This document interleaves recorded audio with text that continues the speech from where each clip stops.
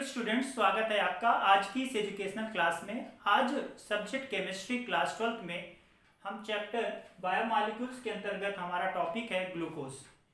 बच्चों, ग्लूकोज मेरा ये मानना है कि अगर आज ये टॉपिक आप अच्छे से कंप्लीट कर लें तो निश्चित रूप में बायोमॉलिक्यूल्स चैप्टर से आपके क्वेश्चन जरूर बन जाएंगे।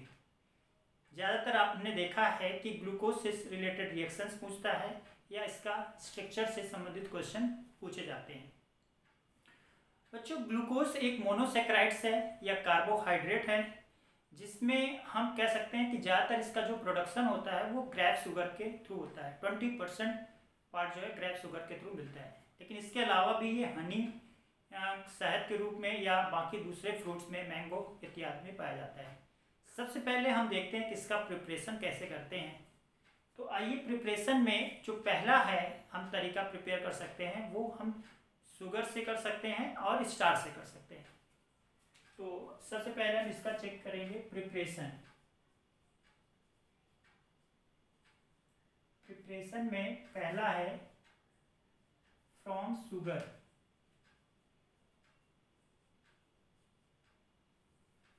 बच्चों, शुगर का जो फार्मूला होता है वो है C12H22O11। इसका हम हाइड्रोलिसिस करते हैं। एसिडिक के प्रेजेंस में H2SO4 या HCl ले सकते हैं। तो एक मॉलिक्यूल आपका ग्लूकोज का बनता है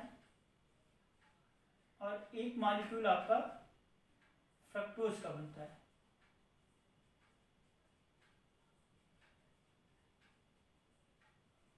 बच्चों, आप यहाँ देख रहे हैं कि ग्लूकोज और फ्रक्टोज दोनों के मॉलिक्यूलर फार्मूला सेम है, लेकिन इसके स्ट्रक्चर में डिफरेंस होगा, वो अभी देखेंगे। एक्चुअली इसमें एल्डिहाइड ग्रुप होता है और इसमें कीटोनिक ग्रुप होता है। दूसरा जो इसका हम प्रिपरेशन कर सकते हैं वो स्टार्च से कर सकते हैं। तो जो सेकंड प्रिपरेशन है वो है आपका फ्रॉम स्टार्च।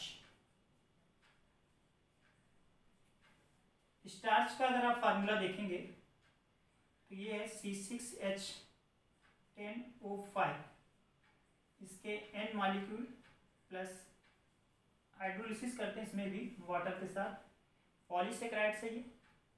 तो इसमें हम लोग H2SO4 और 393 केल्विन टेम्परेचर यूज करते हैं, तो हमको मिलता है glucose C6H12O6 N molecule plus N of, ये मिल गया हमको ग्लूकोज। बच्चों, आपने देखा कि ग्लूकोज को हम कैसे प्रिपेयर कर सकते हैं। तो दो तरीके आपको बताया गया है। एक तो आपको शुगर से बताया गया, ये हाइड्रोलिसिस करके। दूसरा हमने बताया आपको स्टार्च के द्वारा। दोनों में हम हाइड्रोलिसिस करते हैं तो हमें ग्लूकोज मिल जाता है। अब हम ये चर्चा करेंगे कि ग्लूकोज का स्ट्रक्चर क्या है और उसका कन्फर्मेशन कैसे करते हैं। तो आइए चर्चा करते हैं। इससे एक क्वेश्चन एग्जाम में जरूर पूछे जाते हैं, तो इसको थोड़ा सा सावधानी से देखेंगे रिएक्शन को। तो पहले हम देखते हैं कि मॉलिक्यूलर फार्मूला ग्लूकोज का क्या होता है। तो मॉलिक्यूलर फार्मूला जो ग्लूकोज का है वो है C6H12O6। अच्छा, स्ट्रक्चरल अगर फार्मूला देखें, फार्मूला, तो इसको हम लोग जो स्ट्रक्चर के रूप में कुछ ऐसे लिखेंगे कि CHO एक एल्डिहाइड ग्रुप होता है, CHOH का होल 4 और CH2OH। तो अगर आप इसका ध्यान से देखेंगे तो एक इसमें एल्डिहाइडिक ग्रुप है, ये एक एल्डिहाइडिक ग्रुप है, और इसमें 4 सेकेंडरी एल्कोहल होते हैं, 4 सेकेंडरी एल्कोहलिक ग्रुप है जो एक साथ हैं, क्लोज हैं, और एक आपका प्राइमरी एल्कोहलिक है, प्राइमरी एल्कोहल है। बच्चों, जरा ध्यान दीजिएगा, ग्लूकोज के फार्मूले में एक आपका एल्डिहाइड ग्रुप है, 4 सेकेंडरी एल्कोहल है और एक प्राइमरी एल्कोहल है। अब हम लोग इसको रिएक्शन के द्वारा देखेंगे कि ये स्ट्रक्चरल फार्मूला कैसे इसका संभव हो सका है। इसको एक रिएक्शन के द्वारा देखते हैं। तो आइए देखते हैं। तो पहली रिएक्शन हम कर रहे हैं, तो फर्स्ट रिएक्शन है, बहुत इंपॉर्टेंट है बच्चों reactions. reactions of glucose in proof of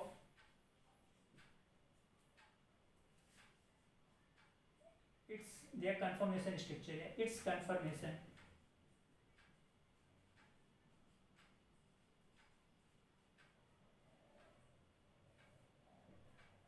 ये जो स्ट्रक्चर ग्लूकोज का हमने आपको बताया है ये कैसे संभव हुआ उसके बारे में एक रिएक्शन के द्वारा कर रहे हैं।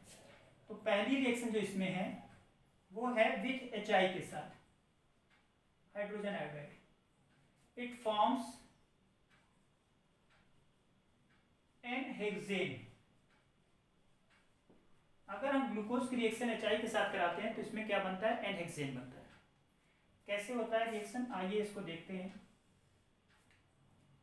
तो ग्लूकोज का तो फार्मूला आपने समझा है CHO CHOH का होल 4 और CH2OH, ये ग्लूकोज हो गया। इसकी HI के साथ कराए तो हमको जो है 6 कार्बन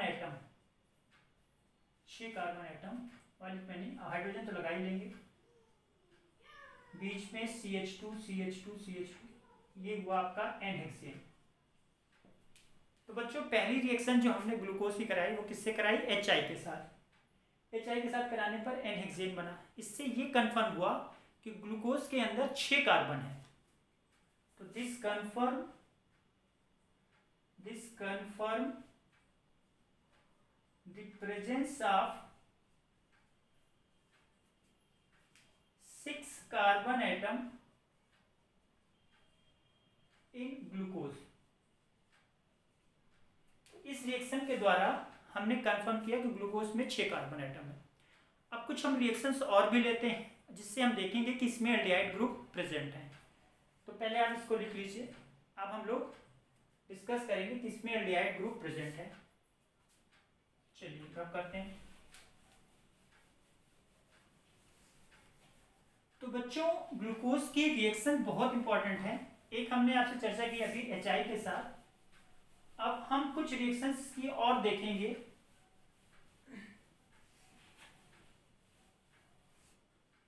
अब हम ये जानना चाह रहे हैं कि ग्लूकोज के अंदर जो है एक एल्डिहाइड फंक्शनल ग्रुप है, तो इसको हम देखेंगे रिएक्शन विद HCN के साथ। जब HCN के साथ रिएक्शन कराएंगे ग्लूकोज की तो साइनोहाइड्रिन देगा, और साथ में हम ये भी देखेंगे जब हम NH2OH हाइड्रोक्सिलेमीन के साथ कराएंगे तो ऑक्सीजन बनेगा। ये दो रिएक्शन ये बताएंगे कि ग्लूकोज के अंदर या तो एल्डिहाइड है या कीटोन है। पहले देखते हैं। तो जो दूसरी रिएक्शन है आपकी वो है विथ HCN।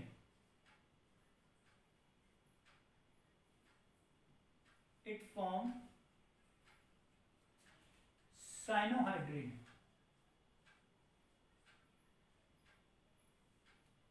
HCN के साथ साइनोहाइड्रिन बनाएगा। कैसे देखिए, CHOH का होल 4 और CH2OH HCN। बच्चों ये क्या है, इसमें डबल बॉन्ड होता है। आप CHO को कुछ ऐसे भी लिख सकते हैं, ये आप H इधर बना दीजिए और ये डबल बॉन्ड हो। अब आपको पता है कि डबल बॉन्ड एडिशन रिएक्शन देते हैं, तो एक पार्ट में H जुड़ेगा, एक पार्ट में CN जुड़ेगा। कहाँ H जुड़ेगा कहाँ CN, तो H पॉजिटिव है तो पॉजिटिव किसकी तरफ जाएगा, नेगेटिव मतलब ऑक्सीजन के साथ, और कार्बन के साथ आपका CN जुड़ जाएगा।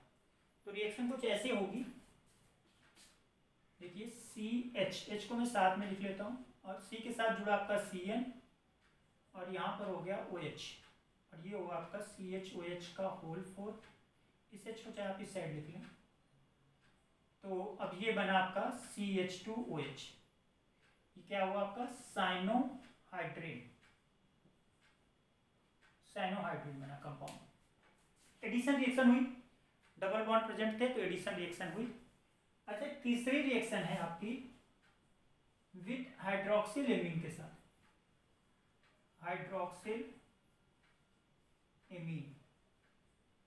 हाइड्रोक्सिलेमीन का जो फार्मूला है वो NH2OH। अब बच्चों इसमें देखिएगा ये हमारा हो गया ग्लूकोज,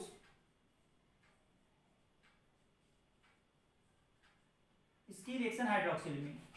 अब होता क्या है कि इस रिएक्शन में वाटर मॉलिक्यूल रिमूव होंगे, तो हम कुछ ऐसे लिखेंगे, H2 को पहले लिख करके NH लिखेंगे, वाटर मॉलिक्यूल रिमूव करना चाह रहे हैं। तो ये H2NOH ऐसे लिख दिया हमने इस हाइड्रोक्सिल को। तो इसके फलस्वरूप क्या होगा देखेंगे, ये वाटर मॉलिक्यूल आपका रिमूव हो जाएगा और ये बनेगा CH double bond NOH, CHOH का होल 4 और CH2OH, ये बना ऑक्सीजन। तो यहाँ पर जो हमने दो रिएक्शन देखी, एक में तो साइनोहाइड्रिन बना और एक केस में आपका क्या बना, ऑक्सीजन बना। ये दोनों रिएक्शन एल्डिहाइड भी देता है और कीटोन भी देता है। तो इससे हमें ये पता चला कि इसके अंदर या तो एल्डिहाइड ग्रुप प्रेजेंट है यानी एल्डोज हो सकता है, या कीटोनिक ग्रुप प्रेजेंट है, कीटोज हो सकता है। तो these two reactions confirm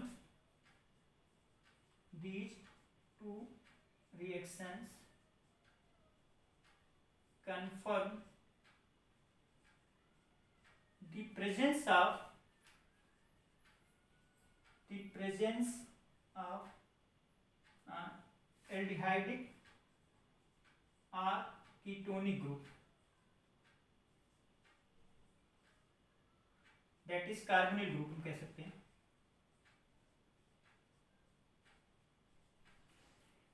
प्यारे बच्चों, अभी तक केवल हम यही डिसाइड कर पाए हैं कि ग्लूकोज में 6 कार्बन है HI के रिएक्शन के द्वारा, फिर हमने HCN के साथ कराई, साइनोहाइड्रिन बना, और NH2OH के साथ कराई तो ऑक्सीजन बना। ये दोनों रिएक्शन हमको अभी तक ये बता पाए कि इसके अंदर या तो एल्डिहाइड हो सकता है या कीटोन, लेकिन अभी कंफर्म नहीं हुआ कि एल्डिहाइड है। तो उसके लिए हम एक रिएक्शन और कराएंगे,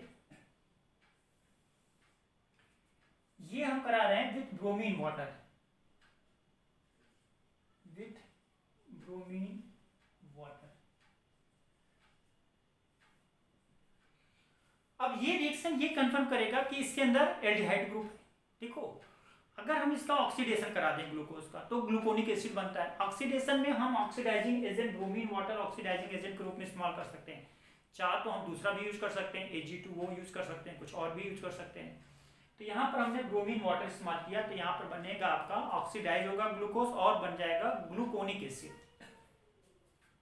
कैसे होता है रिएक्शन देखेंगे, CHOH का होल 4, ये तो ग्लूकोज का फार्मूला होगा, आप इसको याद कर लीजिए। अब इसका हमने ब्रोमीन वाटर के प्रेजेंस में ऑक्सीडेशन कराया। तो जब हम ऑक्सीडेशन कराए तो ये मेन जो एल्डिहाइड ग्रुप आप देख रहे हैं, ये एल्डिहाइड ऑक्सीडाइज होता है किसमें, एसिड में। तो बस इसी को आप ध्यान रखिए कि एल्डिहाइड ग्रुप आपका ऑक्सीडाइज हो गया एसिड में, बाकी सब चीजें जैसे हैं वैसे आप लिख लीजिए। तो ये जो बना आपका, इसको हम बोलते हैं ग्लूकोनिक एसिड। तो इसका मतलब ये है आपका एल्डिहाइड।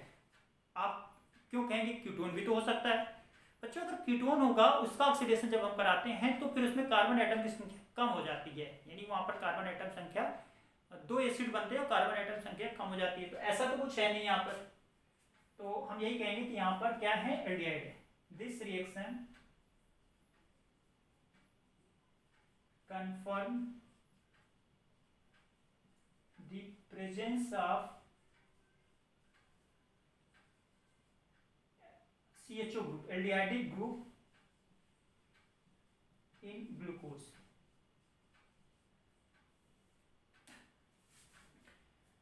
तो प्यारे बच्चों, हमने अभी तक ये डिस्कस किया कि ग्लूकोज के अंदर 6 कार्बन हैं, फिर हमने HI के रिएक्शन के द्वारा, फिर हमने HCN के साथ कराया साइनोहाइड्रिन, और NH2 के साथ कराया तो ऑक्सीजन बना। तो यहाँ से ये हुआ कि इसमें एल्डिहाइड या कीटोन हो सकता है, लेकिन जब ऑक्सीडेशन कराया गया तो कंफर्म हो गया कि ग्लूकोज में एल्डिहाइड ग्रुप ही प्रेजेंट है। अब हम देखते हैं कि इसमें 5 OH यानी 5 हाइड्रोक्सी ग्रुप भी हैं, एल्कोहलिक ग्रुप भी हैं, उसको हम रिएक्शन के द्वारा देखते हैं कैसे होगा। तो एक रिएक्शन इसकी हम और डिस्कस करते हैं आपसे विथ, ये रिएक्शन नंबर 5 है आपकी, with acetic anhydride, acetic anhydride के साथ जब ग्लूकोज के हम रिएक्शन कराएंगे तो बनेगा ग्लूकोज पेंटाएसिटेट। तो इससे ये पता चलेगा कि इसके अंदर 5 OH ग्रुप प्रेजेंट है। कैसे देखिएगा, तो ये आपका CHO ग्लूकोज का फार्मूला हो गया। इसकी रिएक्शन हम करा रहे हैं एसिटिक एनहाइड्राइड।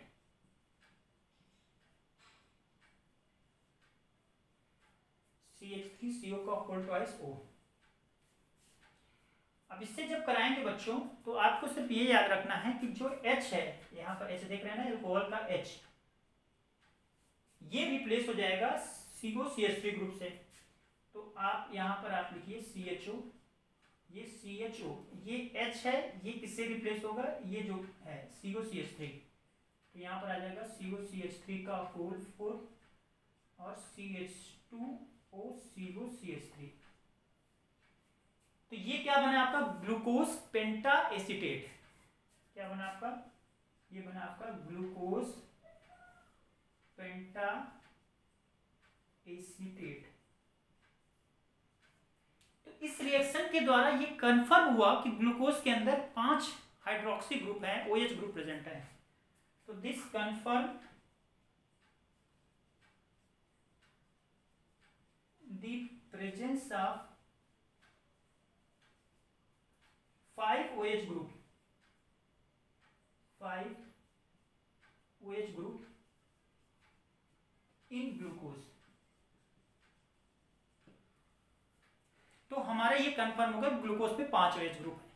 लेकिन अभी समस्या है कि 5 OH ग्रुप में 4 OH ग्रुप अलग तरह से बॉन्डेड है, सेकेंडरी अल्कोहल के फॉर्म में है, और एक OH ग्रुप अलग तरह से है। तो इसको कैसे हम करेंगे, तो आइए वो देखते हैं। पहले आप इसको लिख लीजिए, बहुत ही इंपॉर्टेंट है, रिएक्शन पूछी जाती है एग्जाम में, तो ये रिएक्शन आप जरूर याद करेंगे। चलिए आप लिख लीजिए। अब हम लोग चर्चा करते हैं कि जो 5 OH ग्रुप ग्लूकोज में आपने बताए, उसमें से 4 OH ग्रुप तो अलग तरीके के हैं और एक OH ग्रुप अलग तरीके से हैं। ये कैसे पता चलेगा,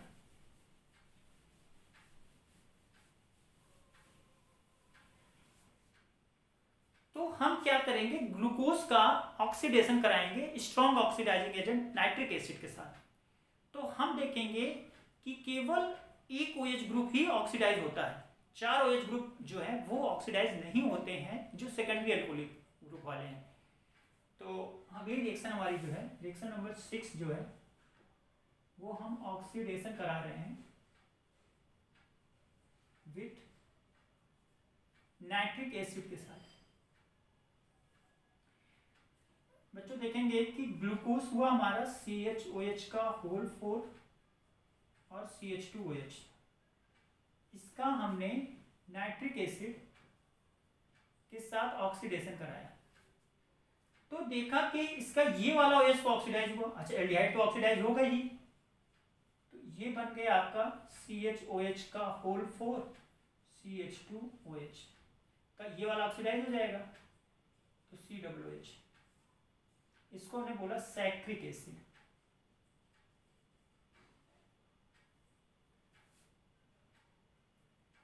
ये क्या आपका हुआ, सैक्रिक एसिड। नाइट्रिक एसिड का आपने ऑक्सीडेशन कराया तो आपको बन गया सैक्रिक एसिड।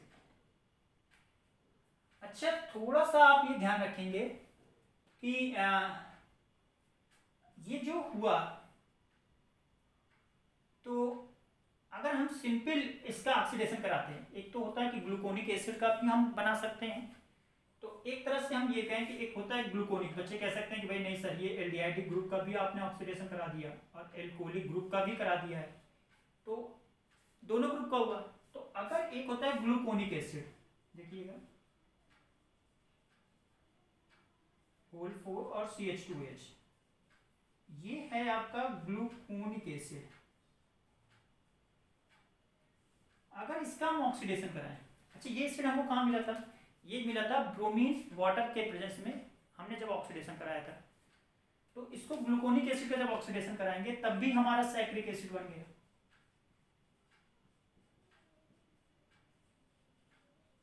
तब भी सैक्रिक एसिड है। जरा बच्चों ध्यान दीजिएगा, देखिए अब यही वाला OH ग्रुप केवल ऑक्सीडाइज हुआ आपका, ये जो 4 OH ग्रुप थे ये ऑक्सीडाइज नहीं हुए, यानी इसका मतलब ये हुआ कि इसमें एक OH ग्रुप जो है वो डिफरेंटली है, जुदा जुदा है बाकी 5 OH ग्रुप, 4 OH ग्रुप से। तो हम ये कह सकते हैं that is 1 OH group, that is primary जो था, primary alcoholic group is different than rest of the 4OH यानी सेकेंडरी एल्कोहलिक ग्रुप्स। तो एक एल्कोहलिक ग्रुप आपका अलग है, उसका प्रॉपर्टी अलग है और बाकी 4 OH अलग है। चलिए यहाँ तक डिस्कस कर लिए। अब हम लोग ये डिस्कशन करना चाह रहे हैं कि ठीक है भाई, ग्लूकोज का हमको ये स्ट्रक्चर मिला। अब इसके विषय में एक साहब थे जिनका नाम था फिशर। तो वो मछली वाले नहीं, फिशर साहब नाम है।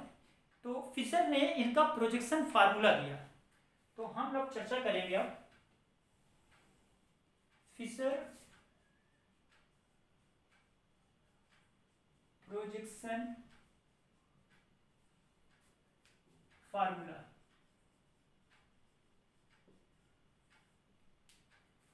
तो उन्होंने कुछ फार्मूला दिया इससे रिलेटेड। क्या दिया, उनको कैसे लिखा गया देखिए। उन्होंने बताया कि जो आपके 4 OH ग्रुप हैं या OH ग्रुप हैं, ये कैसे अरेंज हैं, ग्लूकोज का जो स्ट्रक्चर है उस बेसिस होता है। तो देखिए कैसे है। सबसे पहले उन्होंने ग्लूकोज का दिया, तो सबसे पहले उन्होंने लिखा CHO, सबसे नीचे CH2OH। अब 4 OH ग्रुप हैं, ध्यान रखिएगा। तो पहला HOH है, जो ये दूसरा वाला OH है कुछ ऐसे है, OHH फिर HOH फिर HOH। ये कह सकते हैं कार्बन नंबर ये 1 2 3 4 5 और 6। तो जो थर्ड वाला कार्बन है इसका OH लेफ्ट साइड पर रहेगा, बाकी सब इस साइड पर रहेंगे। ये आपको हमने क्या बनाया, ग्लूकोज। अच्छा, ऐसे ही आप बना सकते हैं ग्लूकोनिक एसिड। तो यहाँ पर एसिड हो जाएगा, ये तो आपका वैसे ही रहेगा। और बाकी 4 OH ग्रुप जो हैं वो सेम है, HOH OHH HOH और OHH। ऐसे ही अगर हम बनाएं, इसको हम लोग बोले ग्लूकोनिक एसिड। सैक्रिक एसिड अगर बनाएंगे तो ऊपर और नीचे दोनों OH ग्रुप हो जाएंगे, COOH और COOH। और बीच में आप क्या लिखेंगे, HOH OHH फिर HOH फिर OHH। ये आपने लिख दिया सैक्रिक एसिड।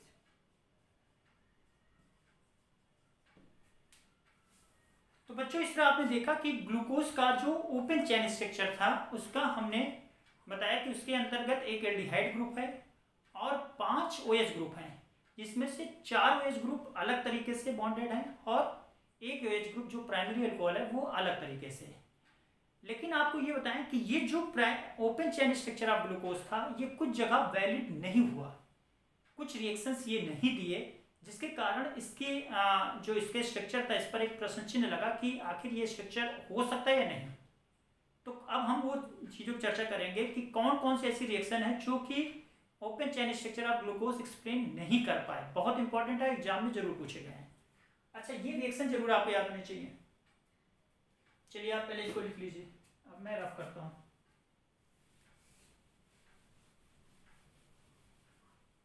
तो हम लोग चर्चा करने जा रहे हैं कि वो कौन सी रिएक्शन थी जो open chain structure of glucose explain नहीं कर पाए।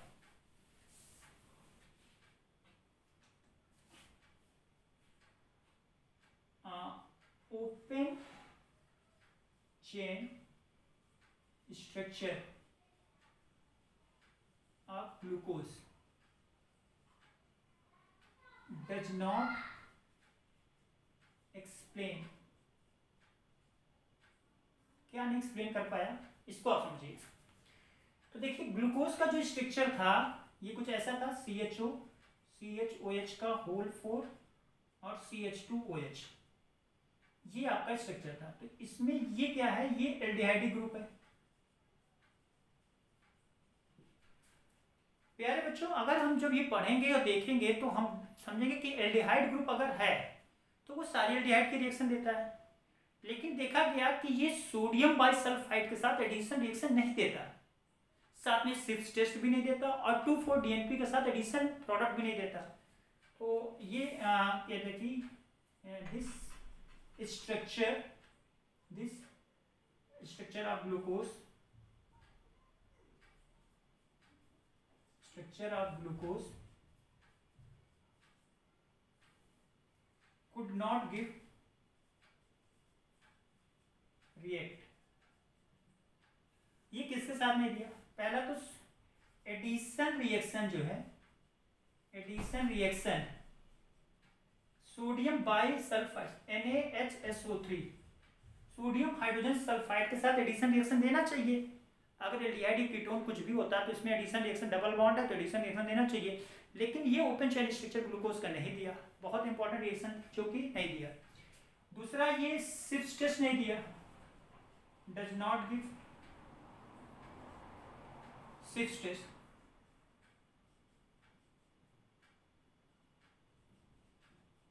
तो सिप्स टेस्ट एक इंपॉर्टेंट टेस्ट है जो कि एल्डिहाइडिक ग्रुप देता है, लेकिन इस केस में नहीं मिला हमको।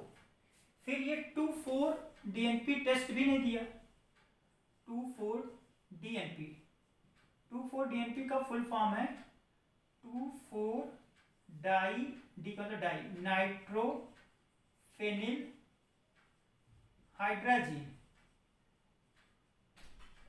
तो ये 2,4-डाई नाइट्रोफेनिल हाइड्राजीन टेस्ट भी नहीं दिया, जिसके अंदर हम देखते हैं अगर कोई भी एल्डिहाइड या कीटोन है उसमें आप 2,4-DNP रिएजेंट मिलाएं तो एक ऑरेंज येलो प्रेसिपिटेट बनता है, जिससे कंफर्म होता है कि इसके अंदर या तो एल्डिहाइड या तो कीटोनिक ग्रुप है, लेकिन एल्डिहाइड ग्रुप होते हुए भी ये टेस्ट नहीं दे रहा है। अच्छा, चौथी बात ये थी कि हमने जब ग्लूकोज का देखा उसके दो फॉर्म एग्जिस्ट किए, 2 फॉर्म ऑफ ग्लूकोज एग्जिस्ट किए, एक अल्फा फॉर्म ऑफ ग्लूकोज और एक बीटा फॉर्म ऑफ ग्लूकोज। तो 2 फॉर्म ऑफ ग्लूकोज जो है एग्जिस्ट किया, एक अल्फा फॉर्म ऑफ ग्लूकोज था, ग्लूकोज, एंड दूसरा है बीटा फॉर्म ऑफ ग्लूकोज।